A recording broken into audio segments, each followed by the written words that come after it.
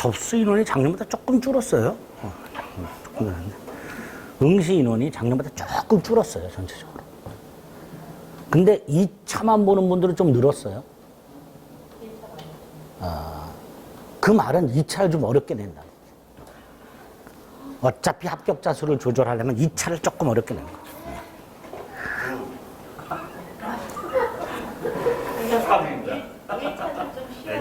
1차는, 그러니까 이제 추세가 다른 자격증하고 비슷하게 가는 거예요. 1차는 일단 합격시켜주고, 산업인력관리공단에 있는 뭐 노무사, 간평, 별 이런 것들이 1차는 5배수를 뽑아요. 그리고 2차에서 다 떨고요. 그러니까 지금 공인중개사도 뭐 합격자 수를 줄여내는 만에 이런 말들 많잖아요. 근데 이제 제도 자체를 무슨 절대평가에서 상대평가로 바꾸기는 좀 어렵고, 그럼 방법은 하나예요.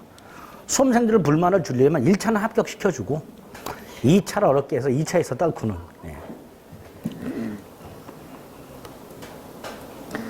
일단 1차는 붙는 거고 이제 2차를 어떻게 붙어야 되느냐, 이제 그게 문제가 되겠죠. 그래도 2차는요, 희한하게 1차만 붙은 분들은 그 다음에 이를 악물고 2차를 공부해서 붙어야 되잖아요. 안 하세요. 절반 이상이. 2차 공부를 안 해요. 그 귀중한 1차 합격의 기회를 그냥 날리는 분들이 절반 정도 돼요. 전해에 2차를 조금 공부해 놨으니까 다음에 2차 준비할 때 5월 달쯤 돼야 시작을 해요. 희한해요. 왜 그러시는지. 자신이 있어서 그런가? 일찍 시작을 안 해요.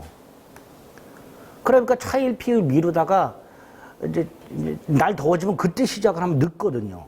그래서 예전에는 1차만 붙었다가 다음에 2차만 보는 분들의 합격률이 90% 이상이었었어요. 근데 작년에는 반도 안 돼요. 2차만 붙는 분들의 합격률이 반도 안 돼요. 열심히 해야 되죠, 2차는. 근데 어쨌든 우리는 1차는 일단 붙는 거예요. 그러니까 걱정하지 마시고. 민법은 붙으니까 걱정하지 마시고.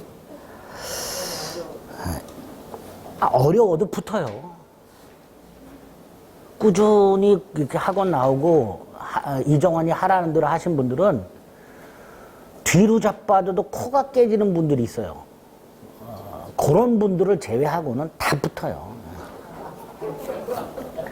뒤로 자빠져도 코가 깨지는 분들은 10%도 안 돼요. 그 10%가 남으면 어떡하나? 에이, 그렇진 않으니까 걱정하지 마세요. 우리 민법은 다 붙습니다. 1차는 다 붙으니까 걱정하지 마시고. 30번. 동그라미 1번 이행불능이라고 돼 있죠. 자, 이행불능이나 이행거절은 공통적으로 이행기까지, 상대방 채권자는 이행기까지 기다릴 필요도 없고, 자신의 반대 의무를 이행 제공할 필요도 없고, 또 채무자에게 이행을 최고할 필요도 없이 해지할 수 있다. 이렇게 기억하시면 돼요. 그게 1번이죠. 2번, 매수인 귀책 사유로 매도인의 의무가 불능이 됐어요. 이건 뭐예요? 위헌부담이죠. 그죠? 매수인의 귀책 사유로 매도인의 의무가 불능이 됐으니까 이거는 채권자 귀책 사유로 인한 채무가 불능이 됐으니까 이건 위헌부담이죠. 따라서 매수인은 해제 못합니다. 3번, 일방의 해제로 인해서 물건을 반환할 때 물건만 반환하는 게 아니라 과실도 반환하라고 그랬죠. 그 과실이 뭐예요? 사용이익이죠. 사용이익 이퀄 과실. 4번, 계약 위반을 이유로 해제했다. 당사자는 해제 효과를 주장할 수 없는가? 있죠. 매수인의 채무 불이행을 이유로 매도인이 계약을 해제했어요. 그럼 계약은 소멸한 거예요. 그러니까 을도 대금지급 거절할 수 있는 거예요. 계약이 해제됐으니까. 그죠? 그래서 어느 일방이 계약 위반으로 계약이 해제됐을 때 그 계약을 위반한 당사자도 계약이 해제됐다. 그 해제 효과를 주장할 수 있습니다. 5번, 계약 해제로 대항하지 못하는 제3자, 즉 보호되는 제3자는 해제 후 말소 등기 전, 원상회복 등기가 말소 등기죠. 그 말소 등기 전 선의로 권리를 취득한 자도 보호된다. 그죠? 그래서 4번이 틀린 질문이 되죠. 31번에 1번 이행지체로 인한 최고는 상당한 기간을 정하지 않아도 최고의 효력이 있다 그랬죠. 2번 당사자 일방의 채무를 이행하지 않겠다는 의사를 명백히 표시. 이행 거절이죠. 그런데 그 이행 거절에서가 적법하게 철회됐어요.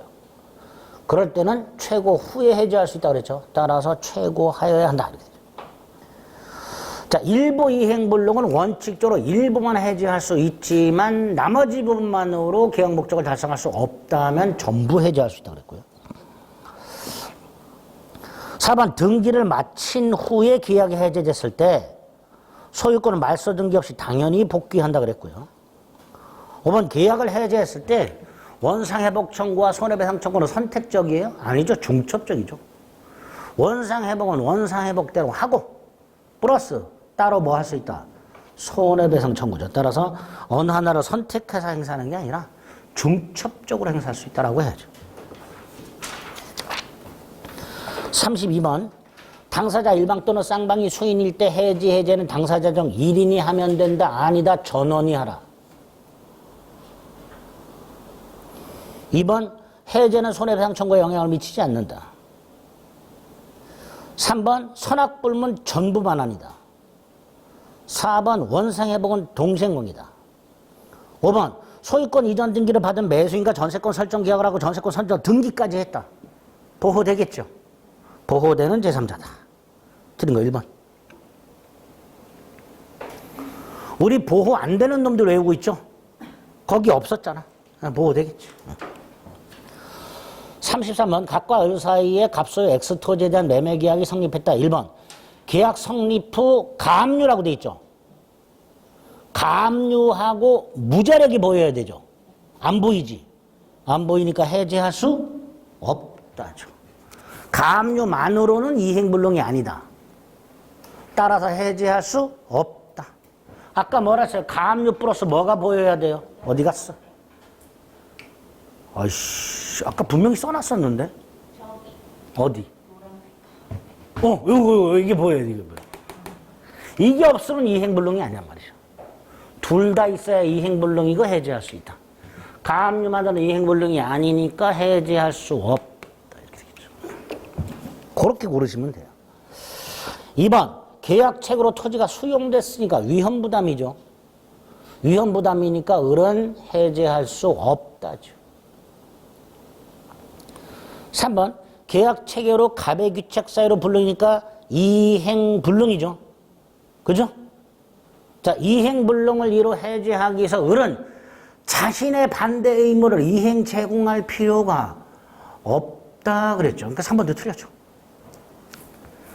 이행불능은 이행기를 기다릴 필요도 없고 매수인이 자신의 반대 의무를 이행 제공할 필요도 없고 매도인에게 이행을 최고할 필요도 없이 해제할 수 있다고 그랬죠. 그러니까 3번도 틀렸죠.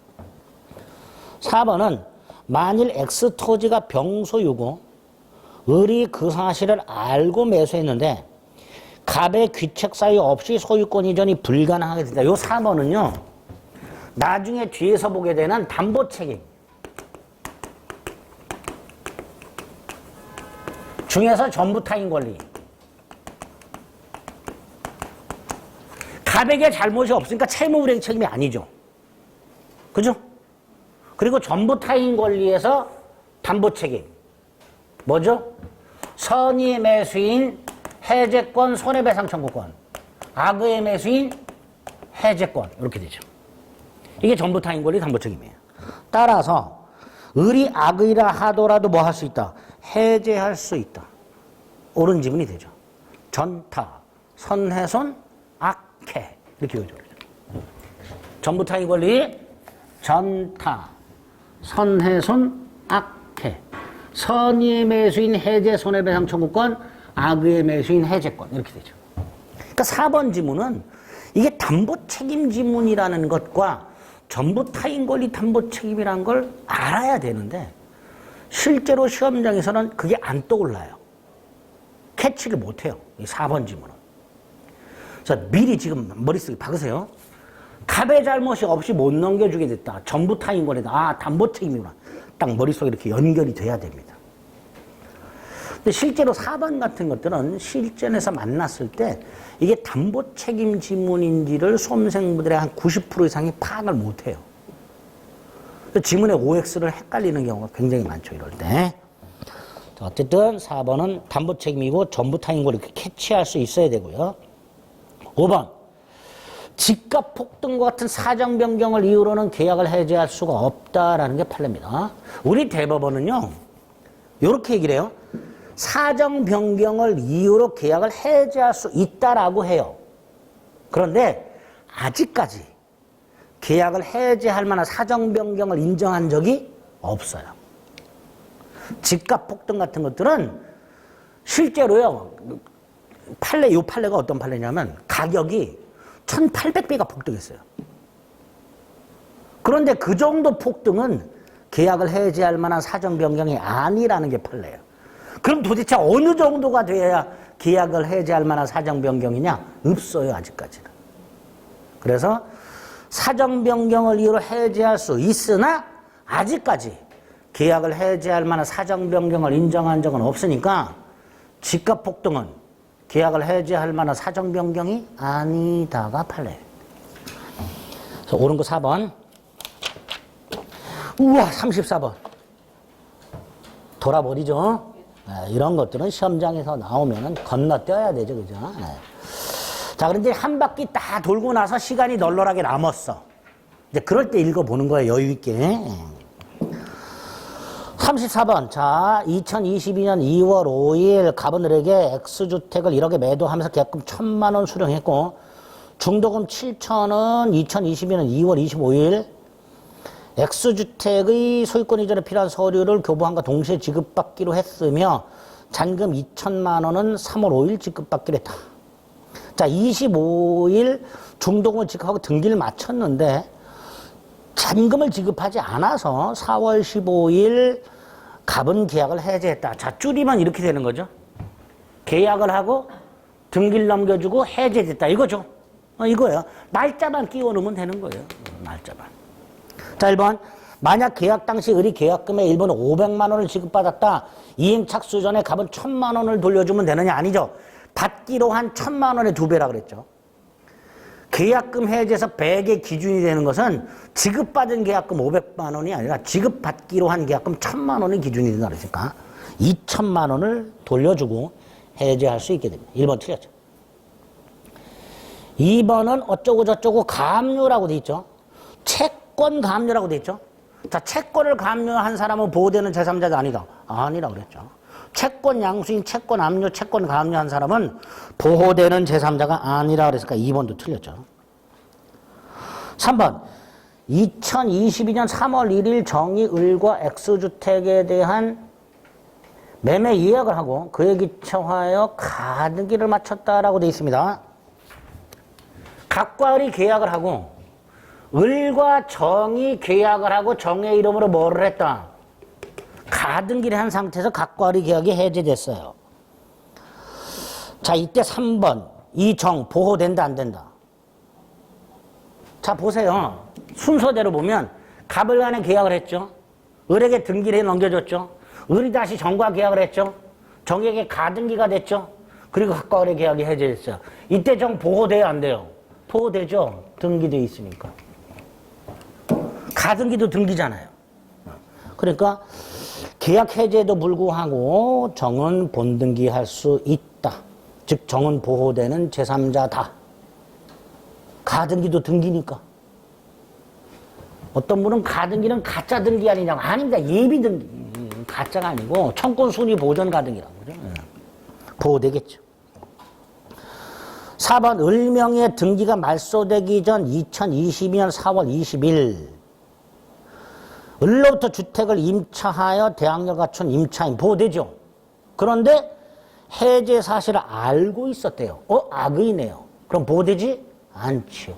해제 후 말소 등기 전 선의의 제3자만 보호된다 그랬는데 임차인이 악의니까 보호받지 못하죠. 따라서 갑의 명도 청구에 대항할 수 없다가 되겠죠. 그죠? 5번 X주택을 사용한 을이 계약해제로 반환할 때 X주택이 을의 사용으로 인해 훼손되었다고 볼 수 없는 경우 사용이익 돌려줘야 되죠. 감가비는 돌려줄 필요가 없죠. 어차피 감가는 생기는 거니까. 그죠? 감가는 돌려줄 필요가 없습니다. 자, 우리 체크 안 했던 건데 뭐 이것까지 지문에 나오나? 우리 교재 요약집 157페이지를 보면 맨 위에 동그라미 2번이 있죠. 부동산을 양수한 사람이 사용함으로써 감가가 있었다 하더라도 그게 훼손으로 볼 수 없는 한 감가비는 반환할 성질이 아니다. 감가비는 어차피 감가가 일어나는 거잖아요. 그죠? 그러니까 이거는 반환할 필요가 없다가 되는 거죠. 감가비는. 그거까지 지문을 냈네요. 그래서 옳은 것 3번. 35번. 그래서 34번 같은 문제는 날짜를 일단 신경 쓰지 말고요. 요렇게 단순화시킨 다음에 날짜를 끼워 넣으면 되는 거예요. 그죠? 계약하고 등기 넘겨주고 언제 해제가 됐는가. 그리고 제3자는 해제 전 제3자냐 해제 후 제3자냐. 선이냐 악이냐. 이런 거 판단해서 보호되는지 안 되는지를 판단해 주면 됩니다. 됐죠? 35번 갑은들에게 자신의 부동산을 매도하고 등기를 해줬는데 동그라미 합의 해제됐으니까 두 번째 줄 손해배상 청구할 수 없죠. 합의 해제는 이자 가산할 필요 없고 손해배상 청구를 못한다 그랬어요. 2번 계약이 해제됐더라도 등기를 회복하지 못한 갑 소유물 반환 청구할 수 없는가? 있지요. 을등기를 말소하지 않더라도 소유권은 갑에게 복귀하니까 갑은 을을 상대로 소유권에 기초한 말소등기 청구할 수 있다고 그랬습니다. 2번 틀렸고요. 3번 계약이 해제됐을 때 갑은 을로부터 수령한 대금이 받은 날부터 이자 반환해야 되죠. 이때 이 이자는 지체, 대금 반환이 뭐 지체에 따른 연체이자가 아닙니다. 548조 2항에서 정하고 있는 법정이자입니다. 이 대금 반환이 뭐 지체에 따르는 연체이자가 아니고요. 548조 2항에서 규정하고 있는 법에서 정한 이자예요. 법정이자입니다. 3번 틀렸고요. 손해배상 아닙니다. 거기서 보면은 이행 지체로 인한 손해배상이 뭐예요? 연체이자죠. 연체이자 아닙니다. 이거 법정이자입니다. 4번 계약이 해제되었으나 등기 명의가 아직 을에게 남아있는 상태에서 해제 사실을 모르는 병, 해제 후 선의 병, 등기까지 했죠. 보호되죠. 그러니까 병은 소유권을 취득한다. 5번 갑이 해제 후 다시 청구해. 아까 뭐라 했어요? 갑이 계약을 해제해놓고 을에게 대금을 청구해. 의무를 위반한 을도 계약은 해제되었다. 대금 거절할 수 있다. 의무를 위반한 자도 해제 효과를 주장할 수 있다 그랬으니까 을 이행을 거절할 수 있다 라고 해야죠. 그죠? 계약은 소멸했어요. 아까 저기 앞에서 어디 있었어? 30번에 4번. 30번에 4번하고요. 35번에 5번하고 똑같은 문장이에요. 30번에 4번 뭐라고 돼 있어요? 당사자 일방의 계약 위반을 이유로 상대방이 계약을 해제했을 때 계약을 위반한 자는 계약 해제 효과를 주장할 수 없다. 틀렸죠? 그걸 그대로 35번에 5번으로 가보세요. 을의 채무 불이행을 이유로 갑이 계약을 해제했을 때 의무를 위반한 을 해제 효과를 주장할 수 있다. 계약은 소멸했다. 의무도 소멸했다. 따라서 이행을 거절할 수 있다라고 해야 되는 거예요. 그죠? 그런 식으로. 자, 36번, 37번. 제3자 해당하는 자 골라라 라고 되어 있습니다. 자, 우리 아닌 놈들 알고 있어요. 1번 채권 양수, 2번 채권 압류, 4번에 임대 권한, 5번에 등기를 마치지 않은. 다 보호 안 되죠. 보호되는 제3자란 등기를 갖춰야 된다 그랬어요. 그러니까 5번 안 되는 거예요. 그럼 살아남은 놈은 3번이죠. 부동산 가압류, 얘는 보호되죠. 부동산을 가압류하면 등기부에 가압류권자로 등기가 됩니다. 보호되겠죠. 키워드로 찾는 거야. 1번 채권 양수, 2번 채권 압류, 4번 임대 권한, 5번 등기하지 않은 다 보호 안 되겠죠. 그럼 37번도 마찬가지입니다. 기업의 채권 양수, 득세 토지 위 신축한 건물 매수, 보호 안 되죠. 그럼 나머지 니은, 리을 2개. 보호되는 놈 2놈. 리을은 임대 권한이란 말이 있어요, 없어요? 없죠. 매수인이 임대 권한을 부여하다 임대차 이런 말 없죠. 그러니까 보호되는 거죠. 안 되는 놈, 니은, 기역, 디귿 2놈. 이렇게 돼요. 자, 아까 보호되지 않는 제3자 암기한 거 가지고 키워드로 딱딱 체크해서 골라내면 됩니다. 우리 108조 2항의 제3자도 마찬가지고 이 2에서 푸는 게 아니에요. 이런 제3자 있는 놈 아닌 놈들은 암기해서 푸는 거예요. 아시겠죠? 네. 38번 합의 해제라고 돼 있네요. 합의 해제는 계약이니까 계약을 소멸시키려는 청약과 승낙이 합치가 돼야 되고 2번 합의 해제 묵시적으로 할 수도 있고 3번 틀렸죠. 이자 가산이 뭐 없지요. 4번 손해배상 청구할 수 없고요. 5번 합의 해제도 제3자는 보호된다 그랬습니다. 틀린 거 3번. 39번 취소와 해제. 자, 취소는 행위 당시 법에서 정한 취소 사유 재착사강. 이게 취소죠. 반면 해제는 계약 이후 약정 또는 법정 해제 사유 이렇게 되죠. 따라서 1번 취소권은 법률 규정에 의해서만 발생하지만 해제권은 약정을 통해서도 발생할 수 있습니다. 2번 둘 다 단독 행위로서 조건 붙일 수가 없고요. 3번 취소는 모든 법률 행위에 해제는 계약에만. 4번 취소는 소급해서 무효, 해제는 소급해서 소멸. 5번 취소는 부당이득 반환이죠. 선이라면 이익현렬한도, 악이라면 이익에다 이자 붙이고 손해까지. 단 제한 능력을 이로 취소했을 때 제한 능력자만은 선악불문하고 현존이익 반환. 반면에 해제는 선악불문 전부 반환. 다르죠? 그러니까 5번이 틀린 질문이 되죠. 됐죠? 요 정도.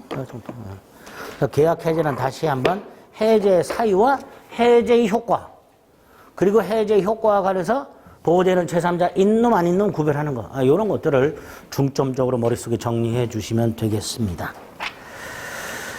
자, 그 다음에 이제 요약집 159페이지 계약 강론으로 가봅니다.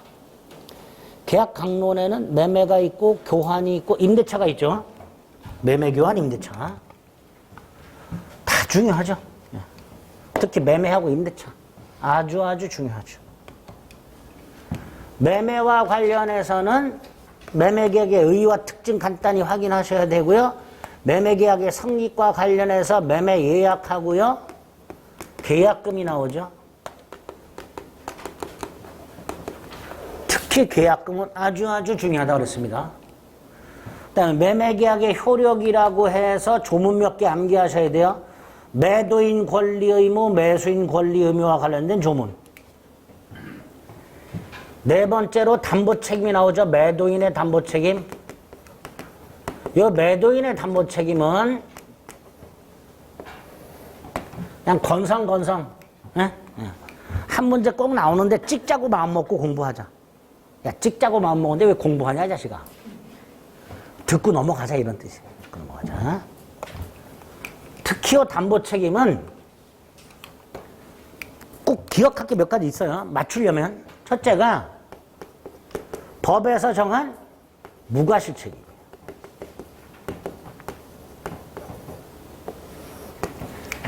매도인은요, 매수인에게 완전한 권리를 넘겨줘야 되죠.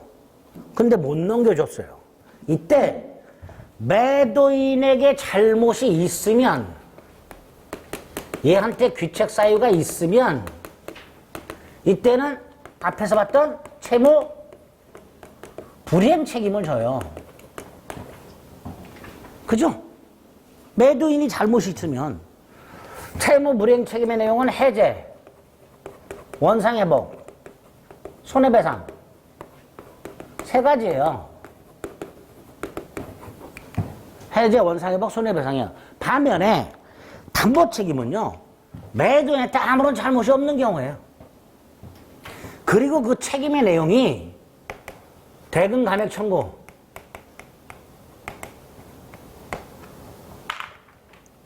계약 해제, 손해배상 청구, 출제액 상환 청구,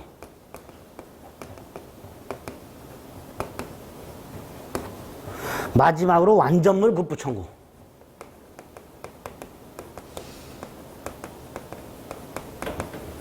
다섯 개. 채무 불이행 책임하고 내용이 다르죠. 그죠? 그러니까 매도인은 완전한 권리를 넘겨줘야 되는데 못 넘겨줬더라. 물건에 물리적 하자가 있더라. 이럴 때 매도인에게 잘못이 있으면 채무 불이행 책임이고 잘못이 없으면 담보 책임이다. 자, 이때 매수인이 이런 권리를 행사할 수 있는데 그 기준이 첫째, 매매의 경우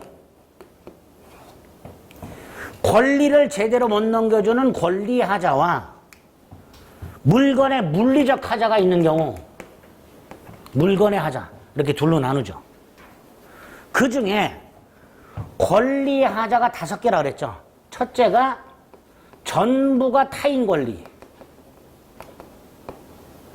갑과 을이 병소유 1000평 땅을 매매했는데 그걸 갑이 못 넘겨주는 경우 이게 전부 타인 권리죠.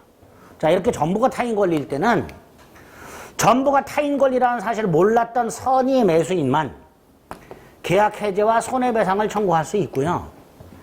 악의의 매수인은 계약을 해제할 수 있습니다.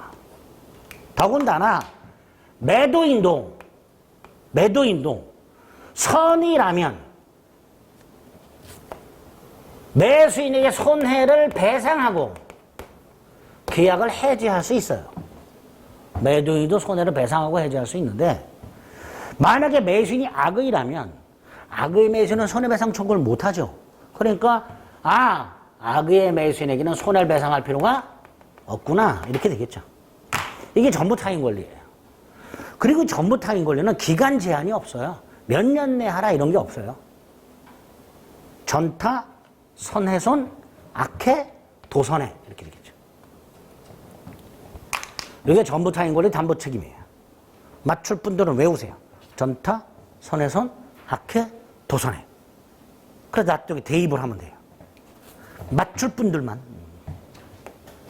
나는 시험에 떨어져도 담보 책임 꼭 맞추고 싶어. 뭐 이런 분들만. 네. 듣고 넘어가세요. 일부 타인 권리.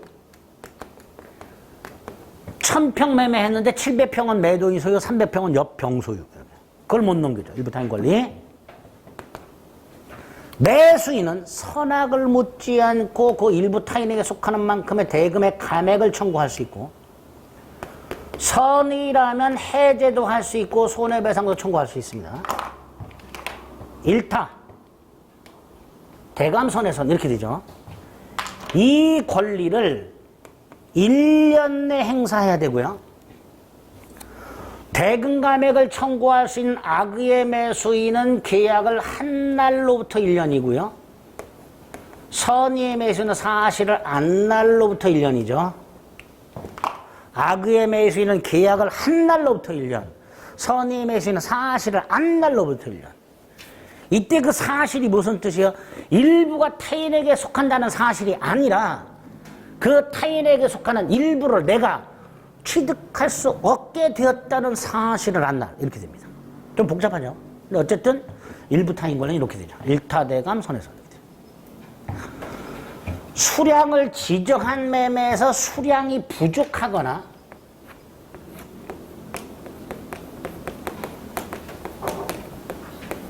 일부가 멸실된 경우에는 선의의 매수인에 한해서만 대금감액 청구, 계약해제, 손해배상을 청구할 수 있죠. 부실, 선대감훼손 이렇게 되죠. 역시 1년 내 행사해야 되는데요. 선의만 되니까 계약을 한 날로부터 1년은 있을 수 없고 사실을 안 날로부터 1년이죠. 이렇게 되죠. 부실, 선대감훼손 이렇게 되죠. 네 번째가 내가 땅을 샀는데 그 땅에 지상권이 있어. 전세권자가 있어. 등기된 임차인이 있어. 요역지를 샀는데 필요한 지역권이 없어. 그럼 나는 땅을 사용 수익할 수가 없죠. 그런 걸 용익적 권리한 제한이 있다라고 얘기를 하고요. 선의의 매수인에 한해서 해제 손해배상을 청구할 수 있습니다. 특히 해제는요, 계약 목적을 달성할 수 없을 경우에 하나요. 또 선이니까 사실 안날부터 1년 이렇게 되겠죠. 그죠? 용선해서. 저당권이 설정이 되어 있거나 전세권이 설정이 되어 있거나 가등기가 되어 있었는데 이게 실행이 됐어요. 저당권이 실행됐다. 전세권이 실행됐다. 가등기에 의한 본등기가 되어버렸다. 저당권이 있는 땅을 샀다. 전세권이 있는 땅을 샀다. 가등기가 되어 있는 땅을 샀다. 그런데 나중에 매도인이 돈을 갚지 않아서 저당권이 실행됐다. 전세권이 실행돼서 경매가 됐다. 가등기에 본등기가 되어버렸다. 그럼 매수인이 소유권을 상실하게 됐죠. 이런 경우. 이런 경우에 매수인은 선악을 묻지 않고 계약해제, 손해배상을 청구할 수 있고 또 하나 출재상한을 청구할 수 있다. 자, 요거 우리 저당권 제3취득자 생각하시면 되는데 저당권이 설정된 부동산을 샀는데 저당권이 실행돼서 소유권을 상실하게 된 제3취득자는 변제권, 구상권이 있었죠. 그 구상권에 해당되는 게 바로 출재상이죠. 담보 책임을 오게 되면. 선악을 묻지 않는다는 거죠. 그래서 저당, 출해손 이렇게 보는 거예요. 이것도 기간 제한이 없어요. 이게 권리하자 5개입니다. 요 권리하자 5개가 쪼르르 시험에 나온 적도 있어요. 쪼르르. 전타 선해선, 악해 두선해. 일타 대감 선해선, 부실선 대감의 선, 용선의 선, 저당 출해선 이렇게 되죠. 안 헤어지면 말고. 두 번째가 매매인데 물건의 하자. 첫째, 물건에 물리적 하자가 있는 걸 말하고요. 네? 두 번째, 법률적 장애도 물건의 하자로 보고요. 공장 지려고 땅을 샀는데 법적 제한이 있어서 공장을 짓지 못하는 거, 이것도 물건의 하자로 보고요. 경매의 경우에는 안 되고요. 물건의 하자. 공장 지려고 땅을 경매를 통해서 취득했는데 법적 장애가 있다라 담보 책임 안 되고요. 그 하자에 대해서 매수인은 선의 무과실이어야 되고요.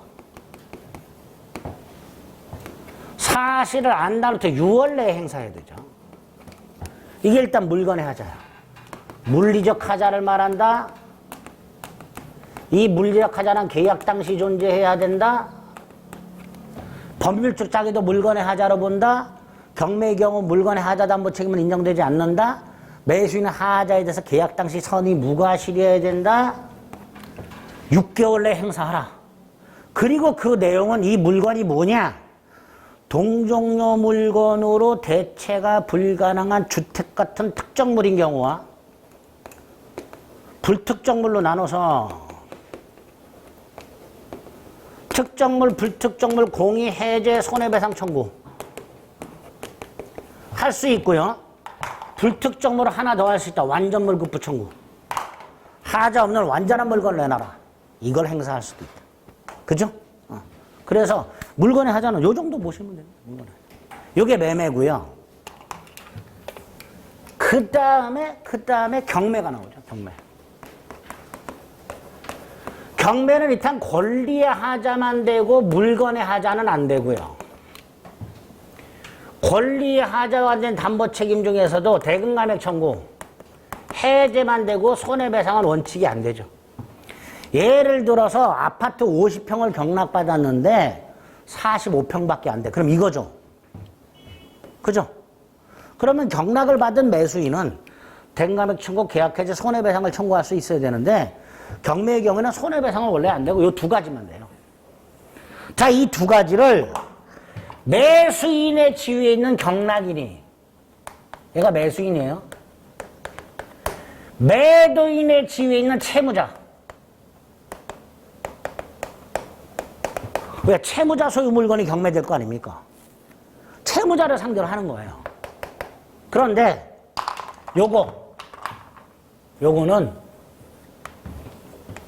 채무자가 무자력이라면 2차적으로 배당받은 채권자에게 대금감액을 청구할 수도 있습니다.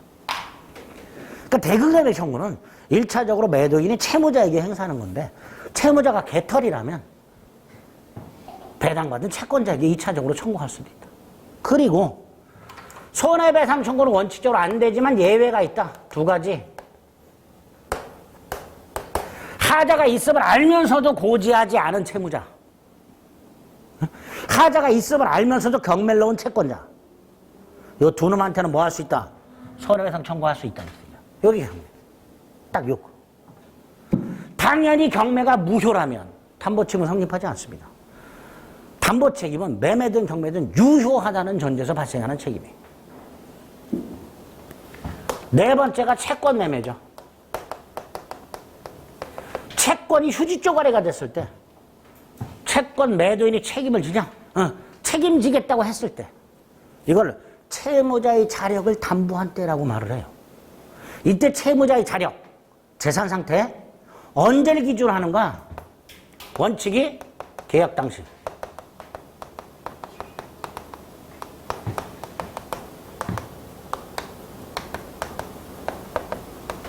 이게 원칙. 그런데 예외. 변제기가 아직 도래하지 않은 채권. 요거는 변제기 당시.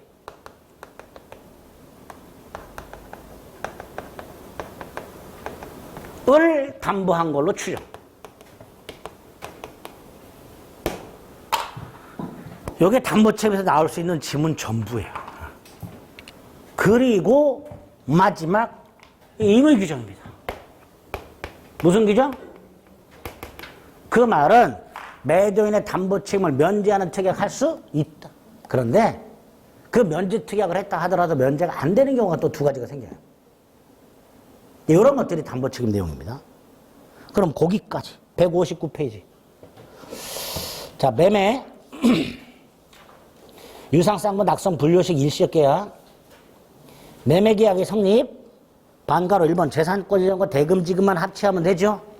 그 외에 부수적사항 이행시기, 이행장소, 이행방법 합의가 없어도 되고요. 또 이전하고자 하는 매매 목적물과 지급하고자 하는 대금은 계약 당시 반드시 확정 또는 특정되어 있을 필요가 없죠. 그 기준과 방법이 마련되어 있으면 충분하죠. 재산권, 타인 물건도 되고요. 장래 재산권도 된다고 그랬습니다. 반대급부는 반드시 금전이어야 되죠. 그 다음 매매 예약이 있죠. 564조 1항. 매매 예약은 상대방이 매매를 완결할 의사를 표시하는 때 매매 효력이 생긴다. 이 매매를 완결할 의사를 표시, 이게 뭐예요? 예약 완결권 행사 이렇게 되죠. 그 예약 완결권은 형성권이고 형성권 행사 기한을 정하지 않으면 10년이니까 상대방은 예약 완결권자에게 최고할 수 있고 확답을 받지 못하면 예약은 효력을 잃는다 이렇게 되죠. 자, 조문 확인했고요. 자, 예약이 뭐냐? 장차 본계약을 체결하는 계약이죠. 그래서 매매 예약을 하게 되면 당사자는 장차 본계약을 체결해야 될 채권 채무가 생기니까 매매 예약은 언제나 채권 계약이 됩니다. 2번, 매매 예약은 일방 예약으로 추정하고요. 따라서 한 사람에게 예약 완결권이 생기죠. 나중에 본계약은 일방적으로 체결되니까 동그라미 1번 일방계약 당시 본계약의 내용이 확정돼 있거나 확정할 수 있어야 되죠.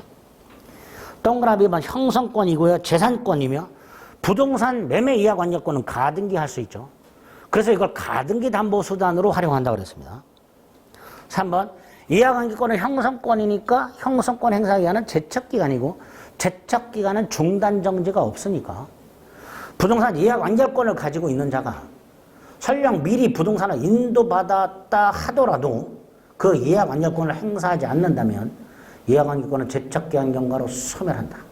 그런 것들을 예약에서 확인하시면 됩니다. 그리고 중요한 계약금이 나와 있죠. 매매와 같은 유상계약을 체결하면서 일방이 타방에게 교부하는 금전기타 물건이 계약금이고요. 물건도 계약금이 되니까 계약금은 대금 일부의 성질이 없고요. 계약이 이행되면 반환이 원칙이라 그랬죠. 두 번째, 계약금을 주고받으려면 계약금 계약이란 걸 따로 해야 되죠. 동그라미 1번 요물계약입니다. 계약금을 주고받아야 계약금 계약이에요. 주고받기로 하는 약정은 계약금 계약이 아니다. 매매계약이 종된 계약이다. 따라서 매매계약이 실효되면 계약금 계약도 실효가 되고, 다만 독립한 계약이니까 반드시 매매계약과 동시에 할 필요는 없죠. 계약금은 증약금이 최소한도의 성질이고요. 민법이 부여한 게 해약금이어서 일단 계약금은 해약금으로 추정하죠. 또 특약을 했을 때 위약금이 되죠. 꼭 기억하세요. 특약을 해야 위약금이 됩니다. 따라 관련 판례를 먼저 보면 위약금 특약이 없어요. 그럼 계약금은 돌려줘야 되는 거고요. 실제 손해배상만 청구하게 됩니다. 자, 위약금 특약을 했을 때 둘 중에 하나를 했죠. 손해배상의 예정과 위약벌 둘 중에 하나고요. 차이는 뭐죠? 손해배상의 그 예정이라면 따로 손해배상 청구를 못하죠. 그러나 위약벌이라면 따로 손해배상 청구할 수 있죠. 자, 이때 위약금은 일단 손해배상의 그 예정으로 추정을 합니다. 그 다음 반가로 4번 해약금에 의한 해제라고 해서 계약금을 주고받으면 계약금을 주고받은 당사자에게 해제권이 하나씩 생깁니다. 이걸 해약금이라고 하죠. 그 해약금을 565조에서는 당사자 일방이 이행에 착수할 때까지 교부자는 포기하고 수령자는 배액을 상환하고 해제할 수 있도록 되어 있습니다. 그죠? 그래서 동그라미 2번 해제 방법 중에 특히 2번 수령자는 현실적으로 배액을 제공해야 되는데 상대방이 수령하지 않는다 해서 공탁까지 할 필요는 없고 3번 배액의 기준은 실제 지급받은 계약금이 아니라 지급받기로 한 계약금. 그게 기준이 된다. 언제까지? 이행 착수할 때까지. 둘 중에 하나라도 이행 착수하면 계약금 해지 못하죠. 그래서 맨 밑에 뭐가 있어요? 매도인이 전혀 이행에 착수하지 않았지만 매수인이 중도금을 줬네. 그럼 이행 착수했죠. 그럼 매도인도 매수인도 계약금 해제는 할 수 없다. 이렇게 되겠죠. 그리고 다음 페이지 이행 착수와 관련해서 이행 착수 인거 2개 중도금 지급과 등기소 동행 촉구 이행 착수 아닌 거 2개 토지거래 허가 받은 것과 잔대금 지급을 구하는 소송을 제기한 것. 따라서 토지거래 허가 후에도 잔대금 지급을 구하는 소송을 제기한 후에도 포기 또는 배액을 상환하고 해제할 수 있다. 이렇게 되겠죠. 2번 이행기 전에도 이행 착수할 수 있고요. 동그라미 4번 포기 또는 배액을 상환하고 해제하게 되면 계약은 소급해서 소멸하되 2가지 원상 회복 의무 발생하지 않고 손해배상 청구할 수 없고 이렇게 되죠. 동그라미 5번은 뭐예요? 보세요. 각과 을 사이에 계약금을 주고 받았어요.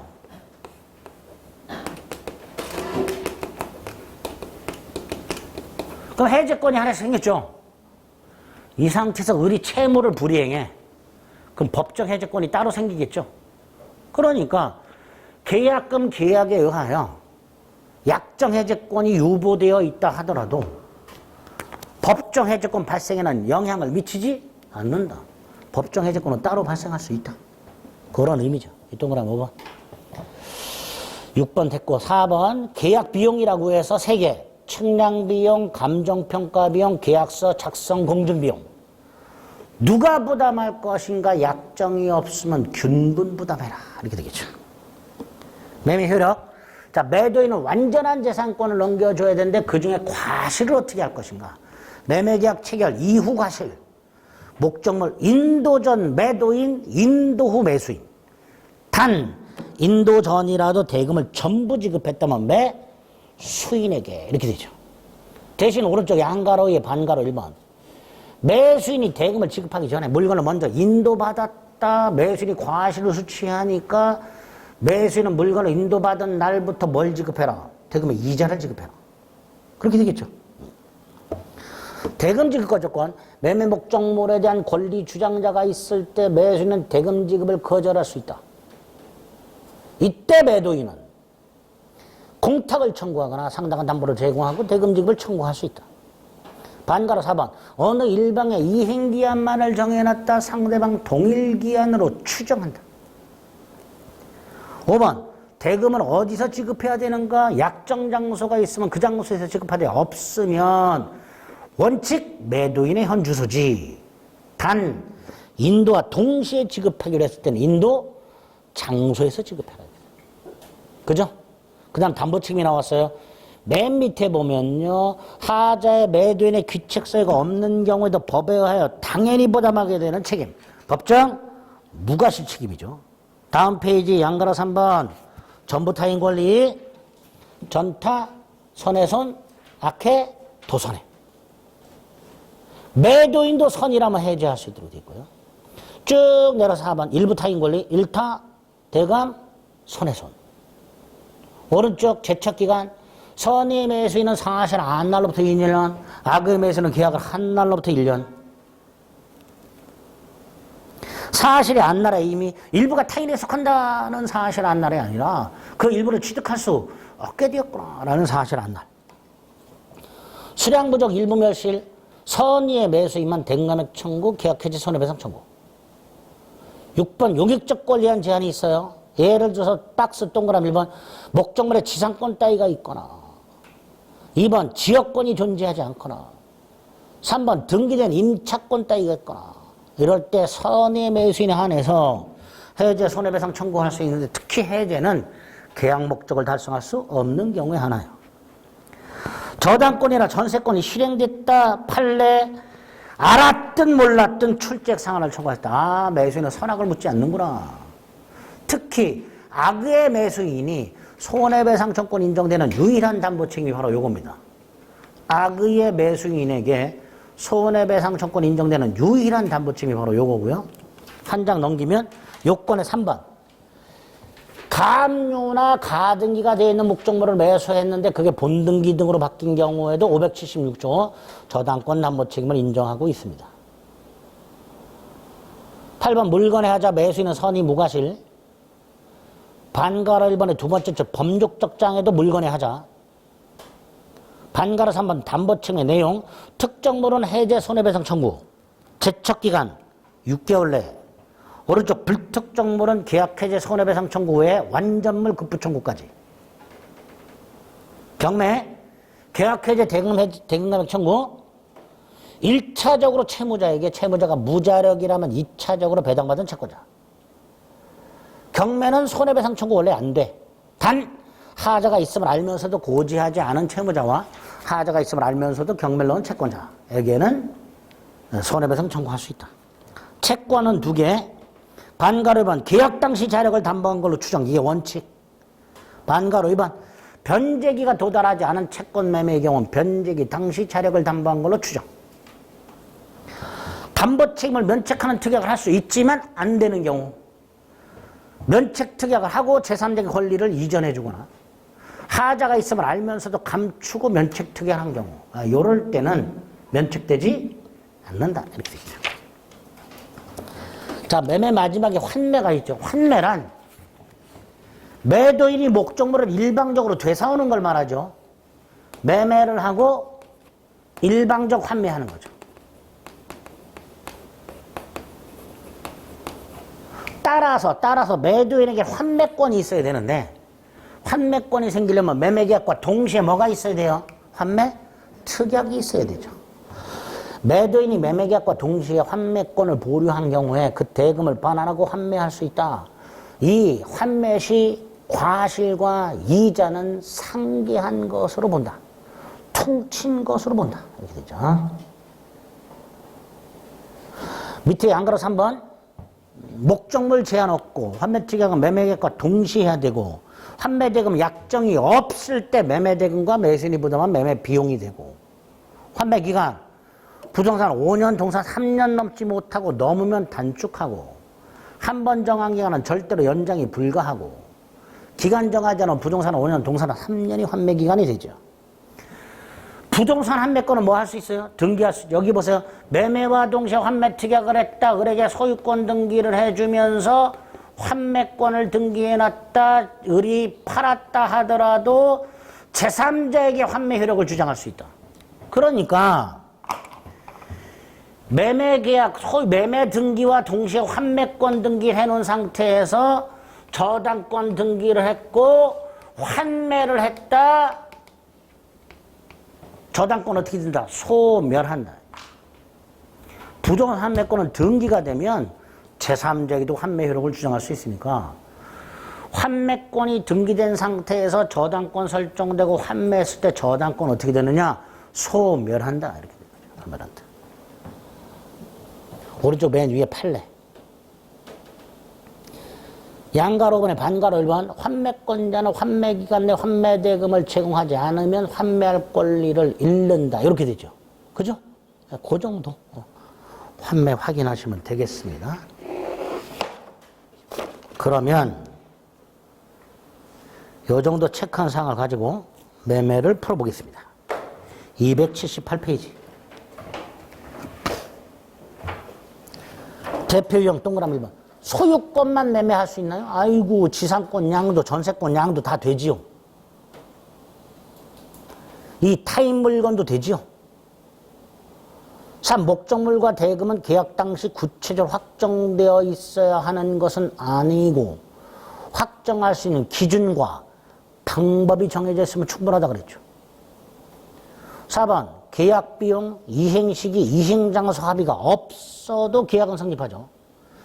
매매계약은 재산권 이전과 대금 지급이 주된 목적이니까 이전하고자 하는 재산권과 지급하고자 하는 대금에 대해서만 의사합치가 있으면 계약은 성립하게 되죠. 5번 측량비용까지는 계약비용이지만 등기비용이나 담보권 말소비용은 계약비용이 아니라 이행비용이죠. 따라서 등기비용과 담보권 말소비용은 지워야 됩니다.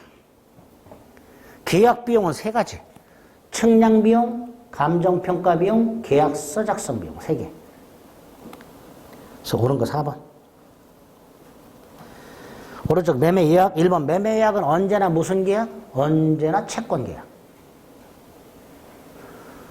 매매예약을 하면 매매예약을 한 당사자는 언제나 본계약을 체결해야 할 채권 채무가 생겨요.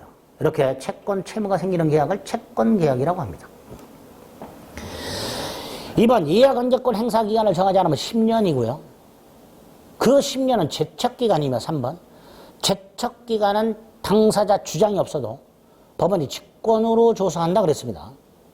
4번 매매 예약이 성립한 후 예약언제권을 행사하기 전에 목적물이 멸실이 돼버리면 불능이죠. 예약언제권 행사할 수 없게 될 것이고요.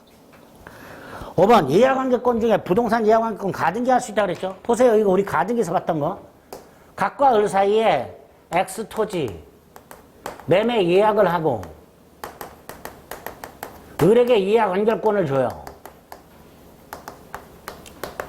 그리고 부동산 예약 언제권이니까 을이 가등기를 해놨어요. 가등기 할 수 있죠. 그 상태에서 갑이 팔아먹어요. 을은 예약 완결권 및 본등기 누구한테 청구해야 돼요? 갑에게 해야죠. 그죠? 그거만.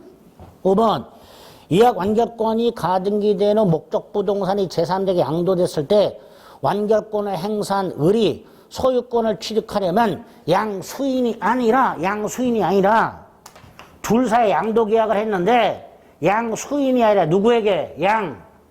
양도인에게 본등기를 청구해야죠.